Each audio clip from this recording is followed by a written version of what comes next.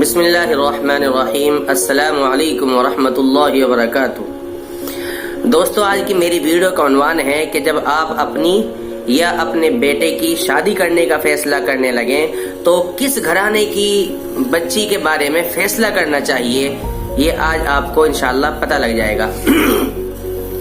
تو مرد ہو یا عورت، دونوں کی زندگی شادی کے بعد بالکل بدل جاتی ہے، لہذا بہت سوچ سمجھ کر فیصلہ کرنا چاہیے، کیونکہ یہی وہ بندھن ہے جو یا تو انسان کی زندگی خوبصورت بنا دے گا یا مایوسیوں میں گھر کر دے گا۔ یہ بات یاد رکھنا، شادی کے لیے اگر ہم نے جہیز کو یا دولت کو یا ہائی اسٹیٹس کو یا قوم پرستی کو ترجیح دی تو ہم بہت بڑا رسک لینے جا رہے ہیں، جس سے نہ صرف ہماری خوشیاں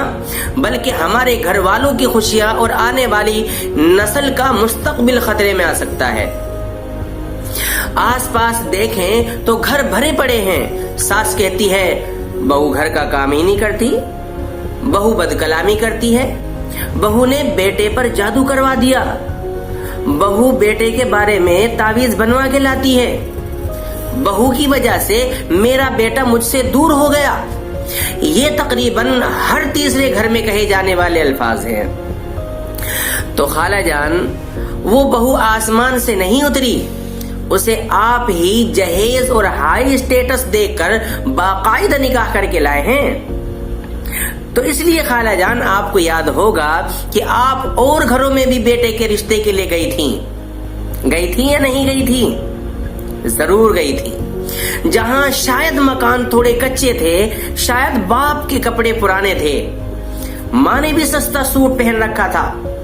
ان کی بیٹیاں جب آپ کے لیے چائے لے کر آئی تھیں تو ان کی نظریں شرم اور حیا اور ادب میں جھکی ہوئی ہوں گی، ان کا سر مکمل ڈھکا ہوا ہوگا اور آپ کے سامنے گھبراہٹ میں وہ صحیح سے بول بھی نہیں پا رہی ہوں گی، اور آپ کو یہ بھی معلوم ہو گیا ہوگا کہ ماشاءاللہ لڑکی پورے گھر کا کام کرتی ہے اور تمام خوبیاں موجود ہیں اس مزدور کی شہزادی میں جسے آپ دیکھنے گئی تھی۔ لیکن آپ نے صرف اس لیے ریجیکٹ کر دیا کہ جہیز نہیں لا سکتی، کیا دے گی؟ وہ ایک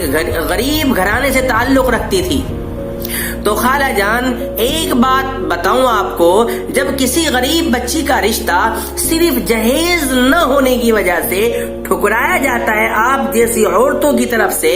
تو زمین میں فساد پیدا ہوتا ہے خالہ جان۔ رشتوں اور شادیوں کے حوالے سے مایوسیاں پھیلتی ہیں، لڑکے کی بہنیں، لڑکے کی خالائیں، لڑکے کی ماں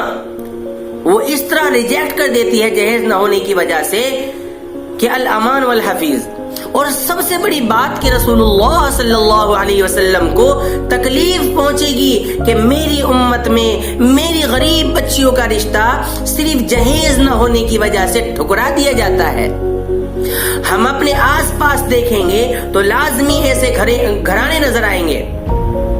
جہاں بچیوں کی عمر جہیز نہ ہونے سے تجاوز کر گئی ہے،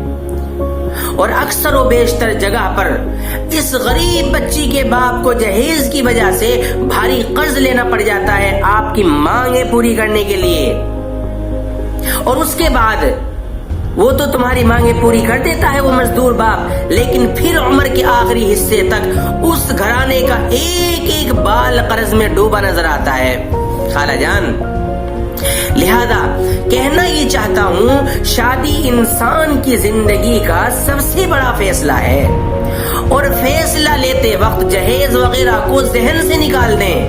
کہ کم ملے گا یا زیادہ ملے گا، موٹر سائیکل ملے گی یا نہیں ملے گی، چپیا جسے 4 پہیے والی گاڑی کہتے، چپیا ملے گی یا نہیں ملے گی۔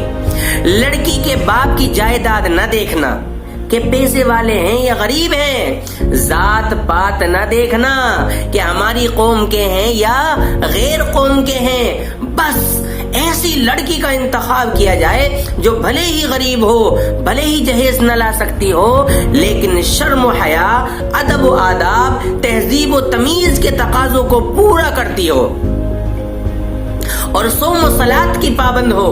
جو اللہ کے احکامات جانتی ہو، جو رسول اللہ صلی اللہ علیہ وسلم کے طریقے کو جانتی ہو، آپ کی اولاد کی اعلیٰ پرورش کر سکتی ہو، آپ کی عزت کرے، آپ کے والدین کی عزت کرے، آپ کی دنیا اور آخرت کے لیے فکر مند ہو، جب آپ کہیں باہر کمانے جائے تو وہ آپ کے لیے فکر مند ہو کہ وہ میرے لیے حلال لائے گا یا حرام لائے گا، اس بارے میں فکر مند ہو، ایسی لڑکی کا انتخاب کرے۔ چند ساتھی پوچھتے ہیں کہ نکاح کے لیے ایسے رشتے تو نہیں ملتے؟ بالکل جناب، نکاح کے لیے ایسے رشتے ملتے نہیں ہیں، بلکہ مانگنے پڑتے ہیں اللہ سے کہ اے اللہ اس شخص کو میرے نکاح میں دینا جو میرے لیے دنیا اور آخرت کے حوالے سے بہتر ہو۔ اب ایک نظر ہم اپنے معاشرے پر ڈالیں تو ہمارے معاشرے میں اکثر شادیاں اب صرف جہیز، ہائی اسٹیٹس اور قوم پرستی کی بنیاد پر کی جاتی ہے، اور وہ طریقہ جو آقا مدنی نے ہمیں بتایا تھا کہ رشتہ کرنے میں دین دیکھنا، رشتہ کرنے میں اخلاق دیکھنا، تو رسول اللہ صلی اللہ علیہ وسلم کی باتوں کو تو ہم پس پشت ڈال دیتے ہیں۔ پھر کچھ نتیجہ یوں نکلتا ہے کہ ہر دوسرے تیسرے گھر میں جھگڑے عام ہیں، شادی کے کچھ ہی مہینوں یا سالوں بعد طلاقیں ہو جاتی ہیں۔ لہذا اگر ایک خوبصورت زندگی چاہتے ہیں تو جہیز، اسٹیٹس وغیرہ کے معاملے میں آنکھیں بند کر لیں، ٹھیک ہے خالہ جان؟ رشتہ کرنے سے پہلے ایک بار اللہ کے نبی کی تعلیمات کو پڑھیں کہ شادیاں کن سے کرنی ہے اور کیسے کرنی ہے، اور یقیناً رسول اللہ صلی اللہ علیہ وسلم کی زندگی ہمارے لیے بہترین نمونہ ہے۔ تو دوستو،